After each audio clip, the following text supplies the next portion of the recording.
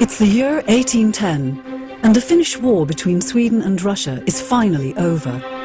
Both sides have lost men by the thousands, and in the makeshift field hospitals, infections have wiped out as many as 1/3 of the wounded. It is obvious that the medical skills of the army barber surgeons are totally inadequate, and that Sweden needs to be better prepared for future wars. Accordingly, on December 13th, 1810, King Karl XIII founds Karolinska Institutet as an academy for the training of skilled army surgeons. At this time, the original Karolinska Institutet is located in the Royal Bakery on the small island of Riddarholmen in the centre of Stockholm.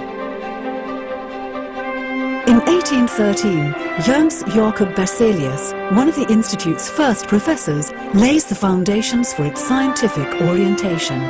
Professor Berzelius' achievements make him one of the most famous Swedish chemists of all time, responsible for the groundbreaking discovery of the element silicon, which has ignited more than one industrial revolution in modern times. He also determined the atomic weights of chemical elements and selected names and symbols for them, still in use today.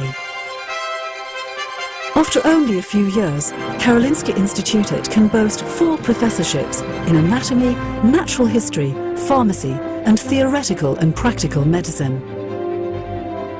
In 1816, Anders Johan Hagströmer is appointed first inspector of the university, a post equivalent to today's president.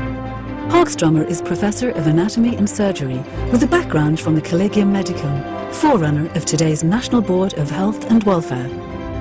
That same year, Karolinska Institutet relocates to the old glass factory quarter on Norrmälarstrand, next to what is now the Stockholm City Hall. The move across the waters of Riddarfjärden is made on barges, one of which is said to have capsized, consigning parts of Hagströmer's collection of preparations to the lake bed. However, Hagströmer's library survives intact and is today a treasured part of the joint Karolinska Institutet Swedish Society of Medicine Book Museum in the university's world-famous Hagströmer Library. In 1861, Karolinska Institutet is awarded the right to confer degrees and at the same time granted formal status equal to that of a university. 13 years later, this right is extended to include medical degrees.